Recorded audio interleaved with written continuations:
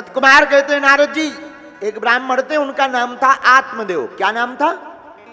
क्या नाम था? आत्मदेव। उनकी पत्नी थी, पत्नी का नाम था धुंधली देवी।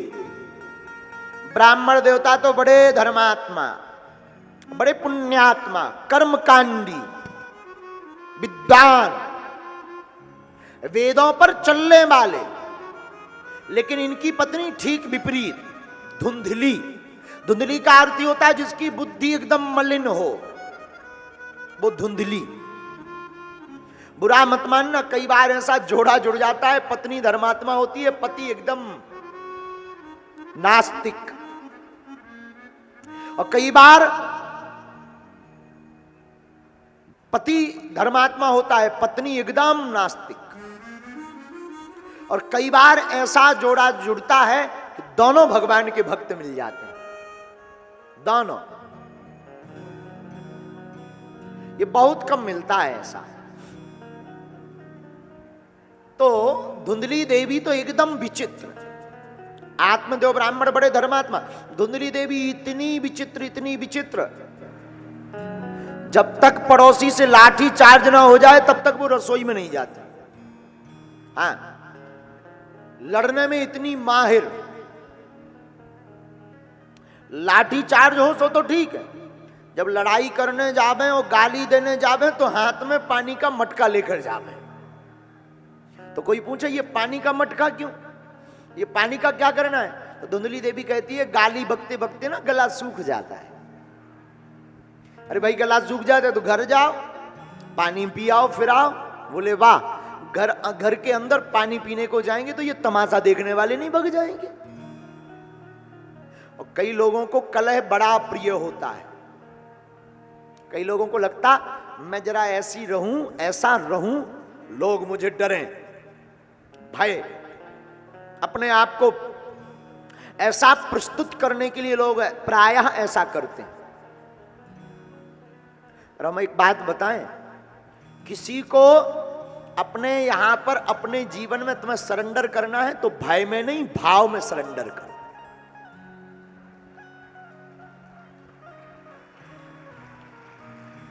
आप भय में किसी को सरेंडर कर दो तो वो 1-2 मिनट के लिए भय में रहेगा,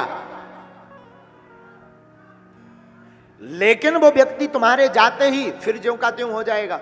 और धुंधली स्वभाव की बड़ी विचित्र, जब तक लाठी चार्ज ना हो तब तक रसोई घर में नहीं घुसती। भगवान की विचित्र कृपा, सब कुछ है ब्राह्मण देवता के पास, आत्मदेव के पास, कोई संतान नहीं हुई। बन गए, संत ने फल दिया, ये फल तुम पत्नी को खिला देना ब्राह्मण देवता, पुत्र होगा। फल को लेकर आए, हम लोग भी यही करते हैं। आत्मदेव मतलब हमारी आपकी आत्मा, धुंधली मतलब बुद्धि। हम लोग कथा में जाते हैं, भगवान की कथा का फल लाकर बुद्धि को दे देते हैं, अपनी बुद्धि को पकड़ा देते हैं कि इसका प्रयोग धीरे धीरे जीवन में करते रहना। पर यह बुद्धि इतनी खराब है, इतनी खतरनाक है कि जब तक कथा में रहते हैं तब तक बुद्धि सही रहती, कथा होती बुद्धि बदल जाती। बोले तब महाराज क्या करना चाहिए? बोले तब एक घड़ी आदि घड़ी, आदियों में पुनियाद, तुलसी चर्चा राम की, कोटि अपना, तुलसी संगत साधु की, हरे कोटि अपना। मेरे पागलो, याद रखना, तुम जिस दिन से तुम प्रतिदिन एक घड़ी, आधी घड़ी, एक पल सत्संग सुनना प्रारंभ कर दोगे, उसी दिन से तुम्हारी बुद्धि पर बार बार प्रहार होने लगेगा। आप कहोगे गुरुजी रोज तो कथा होती नहीं, आप तो 7 दिन में चले जाओगे, अब रोज सत्संग कहां से सुने? अरे भैया, ओ कक्का, अपनो मोबियाल कह के लाने हैं, उसका सदुपयोग करो। दिन भर तुम वो पबजी अबजी खेल में पबजी सब्जी बनाओ रात है।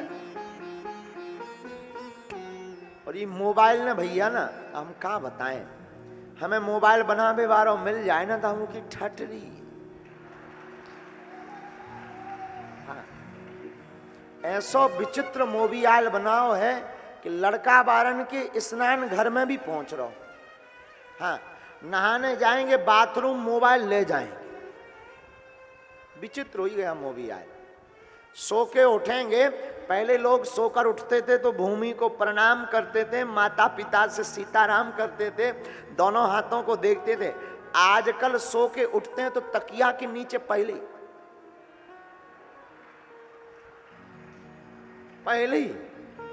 मोबाइल देखा था। हाँ, को रो रहो और जे में लगे पबजी। काऊ की चोरी हो गई और जे वो खेल रहा है ढिसुम ढुना, क्या बोलते उसको? हा? बंदूक वाला खेल। हा? फायर, फ्री फायर, फ्री नाम भी अद्भुत है, फ्री फायर।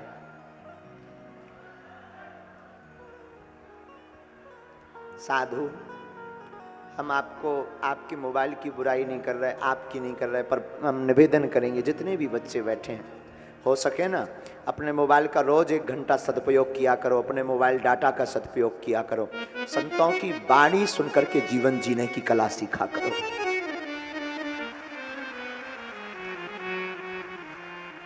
गुरु की वाणी सुनकर जीवन जीने की कला सीखा करो। बोलो सीताराम, जोर से बोलो ना।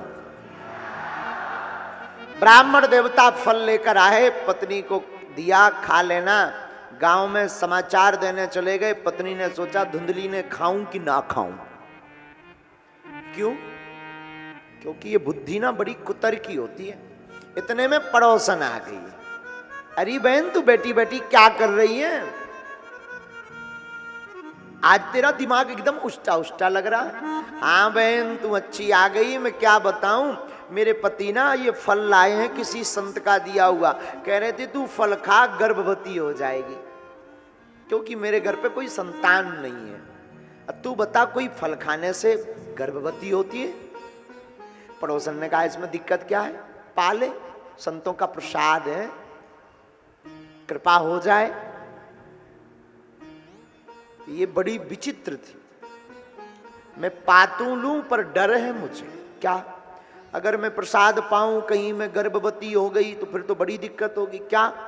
कहीं घर में आग लगी तो सब तो भाग जाएंगे। मैंने सुना जो गर्भवती होती है वो दौड़ नहीं पाती हैं, मैं नहीं दौड़ पाऊंगी। पड़ोसन ने समझाया तुझे कौन सा आर्मी की भर्ती में दौड़ लगानी है? हा? अरे भाई घर में आग लगेगी ये पक्का थोड़ी है। ये भी बड़ी विचित्र थी धुंधली भी। बोली तू शर्त लगा के नहीं लगेगी। पड़ोसन ने सोचा कहीं मैंने अगर शर्त लगा दी, ये शर्त जीतने के चक्कर में खुद ना धर ले। पड़ोसन बोली मैं इस लपड़े में नहीं पड़ना चाहती, पर एक बात फिर बोलती हूं, संतों का प्रसाद है, पा। धुंधली कहती अच्छा अच्छा ठीक ठीक, एक बात बता। हाँ, मैंने सुना जो स्त्री गर्भवती हो जाती है वो बद सुंदर दिखने लगती।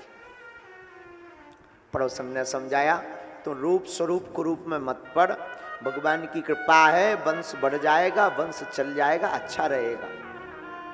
नहीं माना।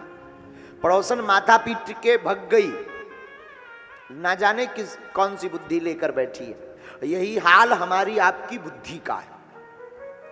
रोज समझाते हैं कि कल से भगवान का हनुमान जी का हनुमान चालीसा पढ़ेंगे, कल से मोबाइल कम चलाएंगे, पढ़ाई ज्यादा करेंगे, लेकिन ये बुद्धि इतनी खतरनाक है कि दूसरा दिन जैसे ही आएगा, रोज समझाते हैं मन को कि कल से ना 4 बजे उठ ही जाना है, अब चाहे जो हो जाए। और कल 4 बजता है तो जैसी 4 बजे नींद खुली, अलार्म लगाया, किसी ने जगाया 5 मिनट और, बस 5 मिनट, और वो 5 मिनट सीधे 10 बजे होते हैं पूरे। हमारे आपके मन का भी यही हाल है जो ये धुंधली देवी का है ना, हम लोगों का भी हाल बिल्कुल सेम ऐसे ही है। काश आत्मदेव ब्राह्मण सामने सामने फल खिला जाते तो फल का आशय कुछ निकल आता। उसी प्रकार जिंदगी में काश कभी ऐसा मौका मिले कि कल से भजन करेंगे, कल से हम पढ़ाई करेंगे, कल से हम तैयारी करेंगे, कल से हम ऐसा करेंगे, कल से हम सनातन का काम करेंगे, कल से हम पाप छोड़कर सिर्फ भक्ति करेंगे। ये कल से क्यों पागल, आज से क्यों नहीं, अभी से क्यों नहीं? काल करे सो आज कर, आज करे सो अब, पल में परलय होएगा, बहुर करेगा कल क्यों, आज क्यों नहीं?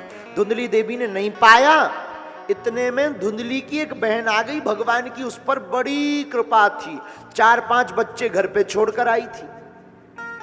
2 बच्चे पैदल पैदल आगे चल रहे थे, एक बच्चा उसका उंगली पकड़कर चल रहा था, एक को गोद में लिए हुए थी, एक कोख में पल रहा था, पूरी क्रिकेट टीम। हाँ, वो आई, अरे बहन धुंधली तू चिंता में क्यों बैठी? अरे आओ बहन, राम राम राम राम, बड़ी अच्छी आई, बैठो। अरे धुंधली तू चिंता में क्यों, आज चेहरा लटका है? क्या बताऊं, मेरे स्वामी ये फल लाए थे, फल खा लें तो गर्भवती हो जाएगी, संतान हो जाएगी, ऐसा कहा है, अब बताओ मैं खाऊं कि ना खाऊं? तो बहन तो चाहती थी कि भगवान करे इसके कोई संतान ना हो, ताकि 1-2 बच्चे हमारे यहीं सेट हो जाएं। अरे बहन, इन बाबाओं के चक्कर में मत पड़ो, ये बाबा बैरागी ना जाने ऐसा कौन सा मंत्र फूंक दें ये फल में कि पागल हो जाए तो क्या करें? ये फल ले, ये जो गाय बंधी जिसके आज तक कोई संतान नहीं हुई, ये फल उसे खिला दे। फिर मुझसे पति देव पूछेंगे गर्भवती के बारे में, वो तो बड़े विश्वास से बोलकर गए, क्या करूंगी? कुछ मत कर, तू गर्भवती होने का नाटक कर, अभी अभी कोख में मेरे बच्चा आया है, जो भी होगा मैं तुझे रातों रात चुपके से दे दूंगी। फिर तेरा पति, अरे उसकी चिंता मत कर, कुछ संपत्ति दे देना, मैं उनका मुंह चुप करा दूंगा। हाँ ये ठीक है। वो गर्भवती होने का नाटक करने लगी। धुंधली की बहन के भविष्य में एक लड़का हुआ, रातों रात चुपके से लड़का रख लिया, अपने पति को बता दिया कि हमें बेटा हुआ है। बेचारे भोले भाले पति, भोले भाले ब्राह्मण बड़े खुश भये, गदगद भये, ढोल नगाड़े बजाए, खूब उत्सव मनाया, खूब धूम मचाई, बेटा हुआ बेटा हुआ बेटा हुआ है, बड़ा आनंद छाया। लेकिन भगवान की कृपा, जो फल गाय को खिलाया था ना, भगवान की कृपा से गाय के भी एक संतति हुई, पर बछड़ा या बछड़ी नहीं, गाय को भी एक पुत्र हुआ जो दिखने में मानव जैसा था, बस कान गाय जैसे थे। अब तो लोग चमत्कार देखने आने लगे, भीड़ जुटने लगी। बताओ तो ब्राह्मण के घर पे पहले एक भी छोरा नहीं था, एक भी छोरी नहीं थी, भगवान ने कैसी लीला की कि ब्राह्मण के घर पर ब्राह्मणी के पुत्र हुआ और गाय के भी बेटा हो गया। अब तो लोग चमत्कार देखे, ब्राह्मण देवता को बधाई देवे, महाराज बधाई हो, बड़े रो रहे थे आप। ब्राह्मण देवता भी खुश। एक बार अपने बालक का नाम रख रहे थे, तो जो गाय के बेटा हुआ उसका नाम रखा कान गौ जैसे, तो उसका नाम रखा गौकर्ण। क्या रखा? गौकर्ण। अपने बेटे का नाम रख रहे थे, तब तक पत्नी आ गई, महाराज क्या कर रहे हो? देवी जी हम ना अपने बालक का नाम रख रहे हैं। महाराज सुनो स्वामी जी, 9 महीना कोख में हमने पाला है, दुख हमने सहे, नाम रखने की अधिकारी भी मैं हूं, मैं नाम रखूंगी, रख लो, बल्कि नाम रखना चाहिए भगवान के ऊपर। नाम ब्राह्मण जब रखते हैं ना, तो ब्राह्मण नाम रखते हैं लक्षण देखकर, ग्रह नक्षत्र देखकर। आजकल ये मॉडर्न जमाना आ गया ना, तो आजकल के ये मॉडर्न माता पिताजी क्या करते हैं, गूगल पे नाम रखते हैं, गूगल पे देखकर चिंटू, पिंटू, डॉली, बॉबी। हाँ, एक पिताजी अपने मोटे से लड़का का नाम रखे थे टुक टुक। टुक टुक। हमने पूछा ये टुक टुक नाम किसने रखा? बोला गुरुजी मां ने। हमने कहा टुक टुक क्यों, सीधा घड़ी रख देते, वॉच। टुक टुक क्यों? नाम भी लोग विचित्र रखते। जमाना है, नाम रखना है ना तो श्याम रखो, राधा, किशोरी, वृषभानु, वृषभान, कीर्ति, गीता, सीता, कितने अच्छे नाम है। गिरधारी, मदन गोपाल। कई बार नाम हम लोग ऐसे रख देते हैं जो बिल्कुल मैच ही नहीं करते। एक व्यक्ति अपने बालक का नाम रखे थे सुंदर, और चेहरा देखो तो एकदम भयंकर। हाँ, और एकदम गालें सब फुला हुआ भयंकर। हमने कहा इसका नाम सुंदर नहीं, इसका नाम रखो बंदर। एक व्यक्ति अपने बालक का नाम रखे था गोरेलाल, और दिखने में इतना विचित्र के उजेले में भी अंधेरा कर दे। हमने कहा इसका गोरेलाल नहीं, इसका नाम रखो कालेलाल।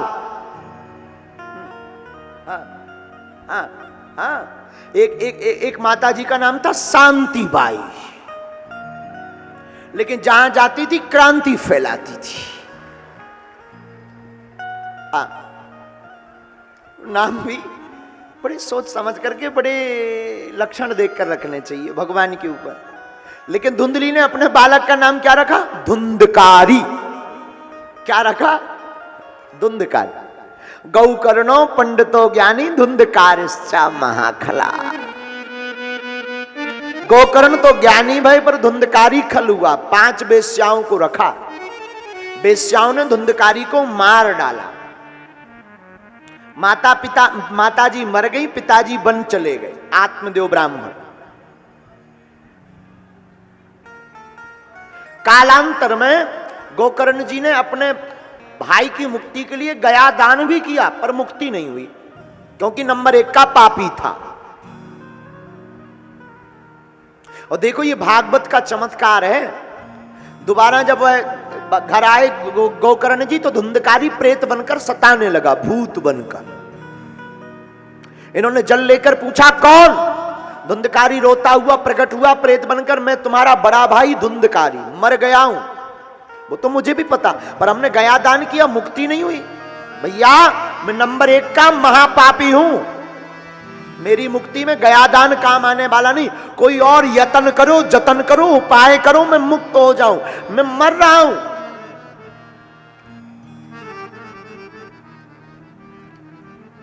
क्या करूं? आप ही उपाय ढूंढो। गोकर्ण ने भगवान सूर्य की आराधना की, सूर्य भगवान ने भागवत का उपाय बताया। आप श्रीमद् भागवतम पुराण तिलकम, पुराणों का जो तिलक है उसकी कथा सुनाओ, तुम्हारा भाई प्रेत योनि से मुक्त हो जाएगा। और हुआ भी यही। भागवत कथा प्रारंभ की, 7 गांठ का एक बांस लगा था। प्रेत योनि में धुंधकारी एक सुराग छिद्र के भरोसे उस गांठ पर, उस बांस पर आकर बैठ गया। एक दिन की कथा पूरी हुई, एक गांठ फट गई। दूसरे दिन की कथा पूरी हुई, दूसरी गांठ फट गई। 7 दिन में 7 दिन गांठ फट गई, और एक 4 हाथ वाला दिव्य पुरुष प्रकट हुआ। गोकर्ण ने पूछा कौन हो तुम? धुंधकारी हाथ जोड़कर कहता, मैं वही तुम्हारा भाई धुंधकारी हूं जो प्रेत में था। भागवत भगवान की कृपा से आज मैं भगवान के धाम को जा रहा हूं। और प्रार्थना भी करता, धन्या भागवतीर्वारिता प्रेत पीरा विनाशिनी। धन्य भागवत की कथा जो मुझे जैसे पापी का तरन तारण कर दिया। भैया इस कथा का सार है जो हमने धुंधकारी की कथा सुनाई, कि अगर आपने जिंदगी भर पाप किया है कोई दिक्कत नहीं, जीते जी भगवान की कथा सुन लो। अगर तुम्हारे घर में किसी ने पाप किया हो, कथा ना सुन पाया हो, मर गया हो, प्रेत बन गया हो, तब भी मत घबराना, उसके नाम से भागवत की कथा सुना देना। उस महापापी का भी तरन तारण मरने के बाद भी भागवत रूपी संगता से हो जाएगा।